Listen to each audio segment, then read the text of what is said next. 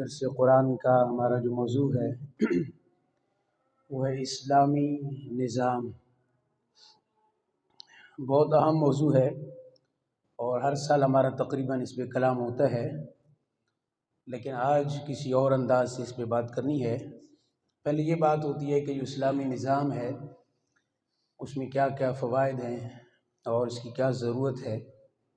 لیکن آج یہ ہے کہ اسلامی نظام میں جو رکاوٹیں ہیں وہ کیوں ہیں، اس کی کیا وجہ ہے کہ جو بڑے بڑے ادارے ہیں یا بڑے لوگ ہیں بظاہر، وہ کیوں اس کی راہ میں رکاوٹ ہیں، اس کی وجوہات کیا ہیں، اسلامی نظام کیوں نافذ نہیں ہوتا یا نافذ نہیں ہونا چاہیے، ایک تعداد یہ چاہتی ہے، اس کی کیا وجوہات ہیں، یعنی ملک کے اندر بھی اور ملک سے باہر بھی۔ تو یہ چونکہ موضوع اس لحاظ سے ہمارا نیا موضوع ہے، ویسے ہے اسلامی نظام۔ پھر آگے ایک نظام مصطفیٰ کے حوالے سے بھی انشاءاللہ ہمارا ایک موضوع ہوگا۔ تو رکاوٹوں میں سے سب سے جو مین بنیادی وجہ ہے، آپ کو معلوم ہے کہ اسلامی نظام کے اندر ایک تو سود کے خلاف بہت سخت قوانین ہیں، دوسرا اسلامی نظام میں سزاؤں کا ایک کنسپٹ ہے، یعنی بہت سارے جرم ایسے ہیں کہ ان پر باقاعدہ اسلامی نظام میں سزائیں ہیں۔ ان سزاؤں میں جیسے ہاتھ کاٹنا چوری پر ہے، زنا پہ سنسار کرنا ہے، بہت ساری اور ہیں، بہتان، تہمت، اس پر حد قذف ہے، تو یہ ایک باقاعدہ نظام ہے، اور بھی ہیں۔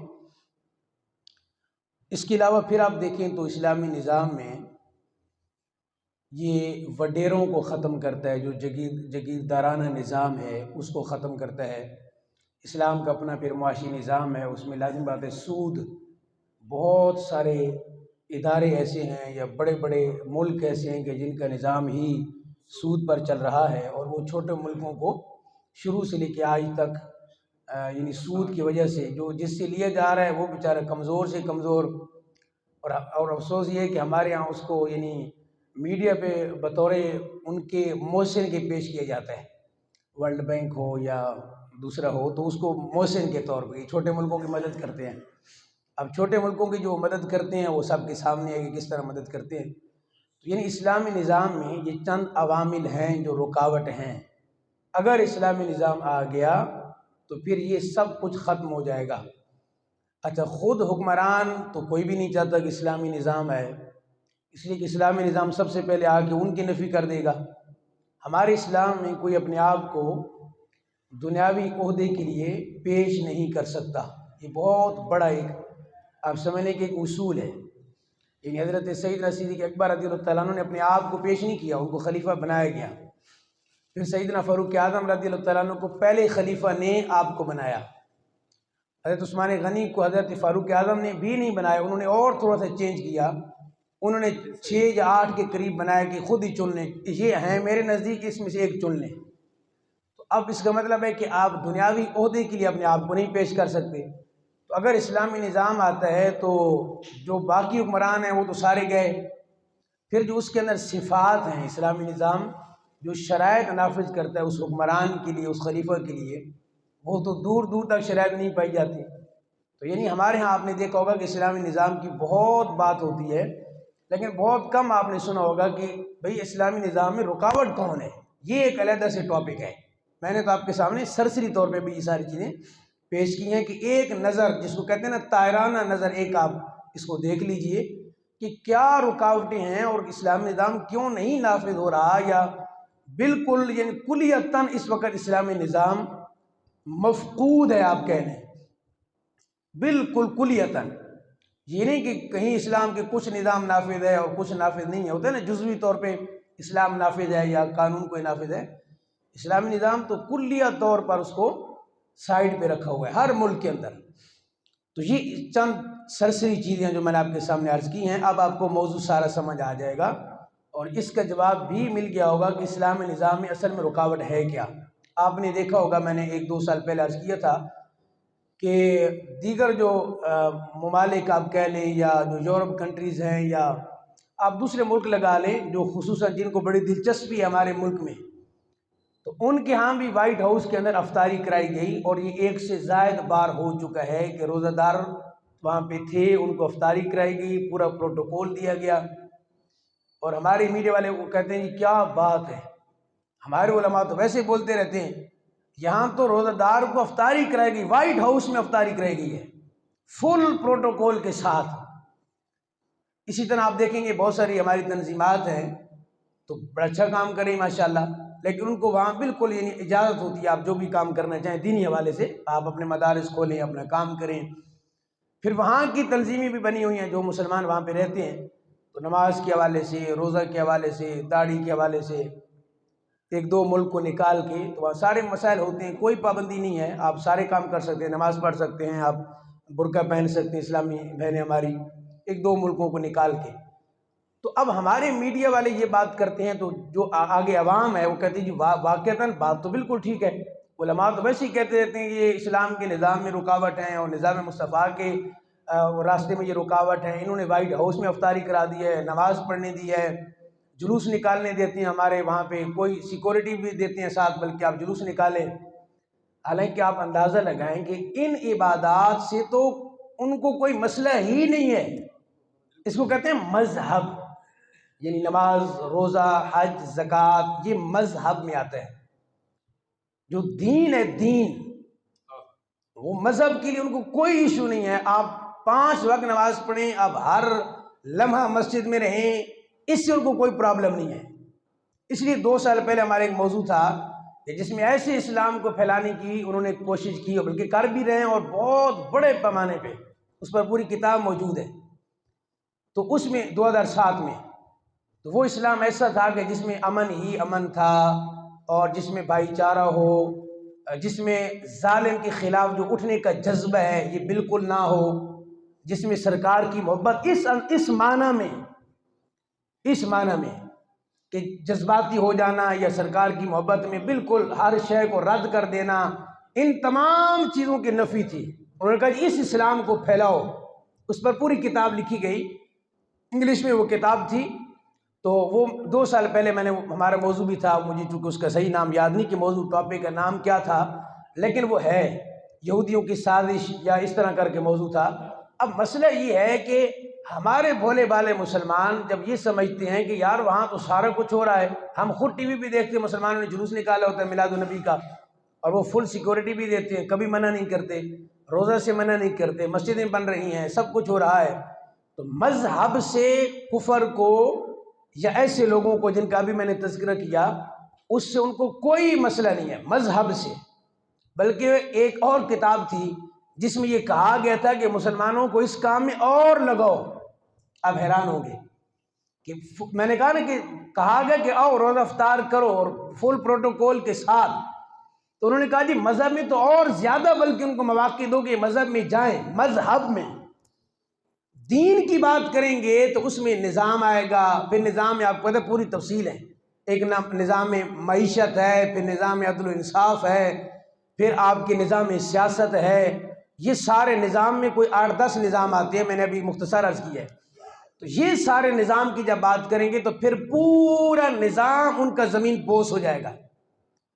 نظام کی طرف دین کا مطلب یہ ہوتا ہے کہ آپ نظام نافذ کریں، آپ اسلام کے قانون نافذ کریں.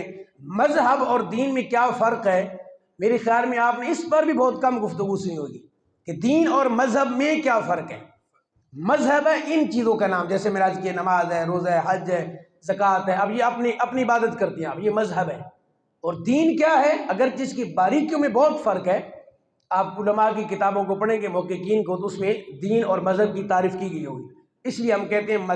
مذہب حنفیہ، مذہب شافعیہ، وہ فروعی مسائل ہیں. 4 امام ہیں،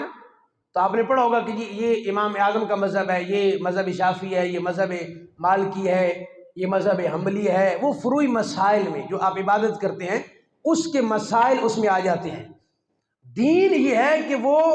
پورے نظام کا نام دین ہے، جس میں آپ کی عدالتیں ہیں، آپ کی اس میں آپ لگا لیں آپ کی آرمی ہے جو سیکورٹی کا ایک نظام ہے، آپ کی معیشت ہے، آپ کے قانون ہیں، آپ کی پارلیمنٹ ہے، آپ کے بازار ہیں، آپ کا تھانہ کچہری ہے. یہ سارا کا سارا نظام، ایون کہ آپ کی زراعت کا جو نظام ہے، اس وقت جو ہمارے دیہاتوں میں ادھر ادھر ظلم اور ستم ہوتا ہے، جو جاگیردارانہ نظام ہے جس میں جو جاگیردار ہے وہ بڑے سے بڑا ہوتا جا رہا ہے، اور جو یعنی آپ نیچے لگا لیں جو زراعت والا کسان جو ہے، جو بیچارہ ان کی زمینیں لے کے کام کرتا ہے، جو اس کے ساتھ ظلم و ستم ہوتا ہے، وہ آپ لوگوں کو کم ہی معلوم ہوگا، دیہات والوں کو زیادہ معلوم ہے۔ پھر جو جاگیردار ظلم کرتا ہے، وہ ظلم کی اپنی ایک مثال ہے کہ کوئی پوچھنے والا نہیں ہوتا۔ پنجاب کے آپ گاؤں دیہاتوں میں جائیں، آپ کو پتہ چل جائے گا، آپ سندھ کی طرف چلے جائیں، ایسے معاملات ہیں۔ تو اگر نظام آتا ہے، یعنی دین آتا ہے، اگر دین نافذ ہوتا ہے، یہ فرق میں عرض کر رہا ہوں، دین نافذ ہوتا ہے، تو پھر آپ کے گھر سے لے کے، آپ کے بازار سے لے کے، آپ کے پارلیمنٹ سے لے کے، آپ کی عدالت سے لے کے، آپ کی آرمی تک، ہر جگہ پہ پھر اس کے قانون نافذ ہوں گے، اس کا امپلیمنٹ ہوگا، جو لا آف شریعہ ہے، لا آف قرآن ہے، لیکن وہ کوئی بھی نہیں چاہتا۔ تو آج تک ہم یہ فرق نہ کر سکے، اور اس کی فرق کی وجہ یہ ہے کہ ہمارے ہاں ان موضوعات پر بات ہی سرے سے نہیں ہوتی۔ ہمیں خود نہیں معلوم کہ دین اور مذہب میں کیا فرق ہے، اور کون کیا چاہتا ہے اور کون کیا نہیں چاہتا، اس کا فرق ہمیں کیسے پتہ چلے گا؟ تو پہلے یہ سمجھنا ضروری ہے۔ تو آج کا موضوع ہمارا کیا تھا؟ اسلامی نظام، اس میں رکاوٹیں کیوں ہیں؟ تو بھائی باہر والے تو کاری کر رہے ہیں، وہ تو کبھی نہیں چاہتے کہ اسلام کا نظام آئے، کیونکہ اس سے ان کے نظام کو، جو سیکولرزم کا نظام ہے، لبرلزم کا ہے، دیگر ان کے ہیں، وہ ان کو ٹھیس پہنچتی ہے، زمین بوس ہو جائے گا سارا نظام۔ اپنے بھی نہیں چاہتے، غیر تو چلو چھوڑ دیں، کیونکہ پتہ ہے کہ یہاں اگر وہ قانون آ گیا تو وقت کا جو حکمران ہے حضرت فاروق اعظم رضی اللہ تعالیٰ عنہ کا، آپ کو پتہ ہے نا کہ جب چادریں آئی تھی تو ایک ایک چادر سب کو ملی، تو جب آپ ممبر شریف پہ تشریف فرما ہوئے تو آپ نے وہ کپڑے بنائے ہوئے تو 2 چادر سے بنتے تھے۔ یہ اسلامی نظام ہے جس سے سارے ڈرتے ہیں کہ سب کچھ ہو جائے، اسلامی نظام نافذ نہ ہو یہاں پہ۔ تو جب دیکھا ایک صحابی نے، پتہ نہیں تابعی تھے شاید، انہوں نے کھڑے ہو کے اعتراض کر دیا کہ بھئی ایک چادر سے تو سوٹ بنتا نہیں ہے، تو آپ ہمارے خلیفہ ہیں تو آپ کا سوٹ کیسے بن گیا؟ یہ تو 2 چادروں سے بنا ہے۔ تو سیدنا فاروق اعظم رضی اللہ تعالیٰ عنہ نے یہ نہیں کہا کہ میں ممبر پہ بیٹھا ہوں اور وقت کا خلیفہ ہوں اور میرے نام سے بڑے بڑے ظالم اور جابر ڈرتے ہیں، اور وہاں کیسو کسرا میرے نام سن کے کانپ جاتے ہیں۔ آپ ممبر پہ تھے تو انہوں نے کہا جو اس وقت خطاب تب کرنا ہے جب اس کی پہلے وضاحت ہو کہ وقت کا ہمارا خلیفہ ہے، تو پہلے یہ تو کنفرم ہو جائے کہ بھئی یہ ایک چادر سے تو بنتا نہیں ہے، تو خلیفہ باقیوں کو 1 ملی، آپ کو 2 چادریں کیسے مل گئی؟ تو آپ نے فرمایا کہ میرے ہاں یہ اچھا ہے، یعنی آپ نے تعریف کی ہے کہ ایسے لوگ بھی موجود ہیں، اللہ کا کرم ہے اس نظام کا، میرے محبوب کی اس سیرت کا، کہ جس انداز میں آپ نے تعلیم دی ہے، میں اپنے صحابہ کو، اگر عمر بھی ٹیڑھا ہو تو ان کو سیدھا کرنے والے موجود ہیں۔ یعنی یہ نظام ہے جس سے آج یہ ظالم اور جابر اور اس طرح کے لوگ جو ہے وہ ڈرتے ہیں کہ اگر یہ نظام آ گیا تو ہمارا جو یہ سارے معاملات ہیں یہ سارے بند ہو جائیں گے، آپ کی عدالتیں آپ جو چاہیں مرضی فیصلہ کریں، کوئی روکنے والا نہیں ہے۔ اگر اسلامی نظام ہو تو پھر معاملات کچھ اور ہوں گے۔ یہاں پہ آپ کی میڈیا پہ جو کچھ ہوتا ہے وہ آپ کے سامنے ہے۔ اگر اسلامی نظام ہو تو جو صحافت کے حوالے سے اور جو خبر دینے لینے کے حوالے سے قانون قرآن کے ہیں، آپ دنگ رہ جائیں۔ اگر آپ صحافت اگر کبھی کہیں گے تو میں اس پہ انشاءاللہ ایک عرض کروں گا، موضوع ہم اس دفعہ شاید ہم نے یہ موضوع نہیں رکھا، بلکہ یہ بہت ضروری تھا، لیکن بات کہتے ہیں توجہ نہیں گئی۔ ابھی ذہن میں آ رہا ہے کہ اس وقت کیونکہ میڈیا سب سے بڑی پاور ہے، تو میڈیا قرآن کی روشنی میں ایک موضوع ہونا چاہیے، آپ کو پتہ چلے کہ آیات کتنی موجود ہیں جو آج میڈیا کرتا ہے، اس کے بارے میں قرآن کیا کہتا ہے، صحافت کے بارے میں، خبر دینے کے بارے میں، اس میں کیا سچائی ہو، کتنی صداقت ہو، کب آپ خبر دے سکتے ہیں، کب نہیں دے سکتے، خبر کی کیا تحقیق ہے، یہ باقاعدہ ایک ٹاپک ہے۔ مقصد بات کرنے کا یہ، چونکہ وقت ہمارے پاس نہیں ہے، میں نے ابھی صرف آپ کے سامنے سرسری طور پہ ایک خاکہ پیش کیا ہے، ایک سکیچ جس کو کہتے ہیں۔ یہ موضوع بہت تفصیلی ہے کہ اگر اسلام کا نظام آ گیا تو ان سب کا کھانا پینا بند ہو جائے گا۔ اسلام کا نظام اتنا سخت اس حوالے سے ہے، نرم بھی ہے، اس معنی کے اندر نرم بھی ہے۔ ایک بندے نے یہ بھی کہا کہ جی اسلام کا نظام سخت بڑا ہے، میں نے کہا سخت اس کے لیے ہے جو باطل پر ہے، اور جو حق پر ہے اس کے لیے اسلام نرم ہی نرم ہے، بلکہ جو حق پر ہوگا، جو مظلوم ہوگا، جو غریب ہے، جو مسکین ہے، جو کمزور ہے، اس کے لیے اسلام جو ہے اس کو ایک طاقت دیتا ہے۔ اس لیے غریب چاہتا ہے کہ اسلام آئے، جو امیر ہے، جو مافیا ہے، جو ظالم ہے، جو جابر ہے، جو جگیردار ہے، وہ اسلام کے نظام کے خلاف ہے۔ غریب تو کہتا ہے کہ اسلام آئے، کیونکہ غریب نے دیکھا ہے کہ وقت کا خلیفہ ہے اور اپنی پشت پر بوری لاد کے جا رہا ہے۔ تو مجھے بتائیں، یہ جو میڈیا اس انداز سے بات پیش کرتا ہے کہ جی عوام نہیں چاہتی کہ اسلام کا نظام نافذ ہو۔ ہمارے چیف جسٹس نے چند دن پہلے کہا، آپ نے دیکھا ہوگا، کہتے میں نے اپنے پیچھے لگائے ہوئے ہے، آپ نے پڑھا ہوگا، میں نے لکھا ہے حقوق اور آگے میں نے لکھا ہے آئین، آئین اور حقوق، اسلام اور حقوق میں نے نہیں کہا۔ پھر خود ہی اس کی ریزن بتاتا ہے، لوجک بتاتا ہے، کہتا ہے لوجک یہ ہے کہ آئین سب کو حقوق دیتا ہے، اسلام سب کو معاذ اللہ کہتا ہے حقوق نہیں دیتا، اس لیے میں نے اسلام نہیں لکھا۔ مسئلہ یہ ہے کہ اگر اسلام کا نظام آ جائے، اگر دین نافذ ہو جائے تو سب سے پہلے چیف جسٹس کو اتارا جائے گا اور اتار کے 100 درے مارے جائیں گے۔ اس لیے یہاں کوئی نہیں چاہتا اسلام کا نظام نافذ ہو۔ میں نے عرض کر دی، ہمارے ہاں جو تنظیمات ہیں، ہمارے ہاں جو اس پر کام کر رہی ہیں تحریکیں، آپ نے 1000 بار سنا ہوگا اسلامی نظام کے یہ فوائد ہیں، اسلامی نظام کے یہ فوائد ہیں۔ میڈیا پہ آج تک آپ نے نہیں سنا ہوگا، اگر کسی نے سنا ہے تو بیان کے بعد مجھے ویڈیو کوئی دکھا سکتا ہے بطور چیلنج کے کہ اسلام کے نظام کے فوائد بیان کیے جاتے ہیں، اسلام کا نظام آنا چاہیے، یہ تنظیمات علماء لوگ بیان کرتے ہیں۔ اسلامی نظام میں رکاوٹیں یہ بیان کیوں نہیں کی جاتی؟ اس لیے کہ آپ کو معلوم ہے کہ اس وقت جن کے ہاتھ میں باغ دوڑ آپ کے ملک کی ہے، اس میں سے کوئی ایک بندہ بھی نہیں ہے جو یہ چاہتا ہو کہ یہاں پہ اسلام کا نظام نافذ ہو، کیونکہ سب سے پہلے اسلام ان کی تجوریاں خالی کرے گا کہ جو آپ نے لوگوں کا خون چوس کر اور ٹیکسز لگا کے، اور ظلم یہ ہے، ہماری عوام کتنی بھولی بھالی ہے، یقین جانیے، زکوٰۃ کہیں تو کہتے بڑا ظلم ہے، اور ٹیکسز یعنی آپ نے 2.5% زکوٰۃ دینی ہے، اور ٹیکس کتنا دیتے ہو کبھی سوچا آپ نے؟ 18%، اور پتہ نہیں کہاں کہاں دیتے ہو، اور جس کا کوئی آپ کو فائدہ نہیں ملتا۔ دوسرے ملکوں میں یہ ہوتا ہے کہ آپ کو فائدہ ہوتا ہے۔ اب وقت نہیں ہے، میں کیا عرض کروں، ٹیکس 18% دینے کے لیے تیار اور 2.5% زکوٰۃ دینے کے لیے تیار نہیں ہے ہم۔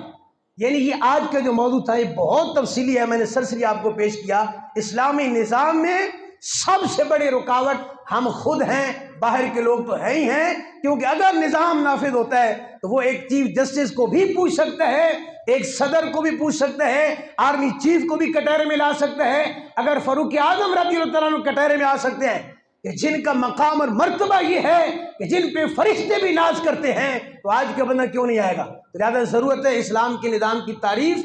اسلامی نظام کو بیان کرو، رکاوٹ کو بھی بیان کرو، لیکن یہاں پہ بیان کرتے ہوئے بہت کچھ چاہیے، جی بہت بڑا حوصلہ چاہیے، جو میڈیا پہ بیٹھ کے تو میرے خیال میں نہیں ہوتا۔ ہمیں خود کہا جاتا ہے کہ فلاں ٹاپک بھی نہیں بولنا، آپ نے فلاں پہ نہیں بات کرنی، چینل ہی بند ہو جائے گا۔ اللہ کرے کہ آپ کو یہ سمجھ آ جائے۔ اللہ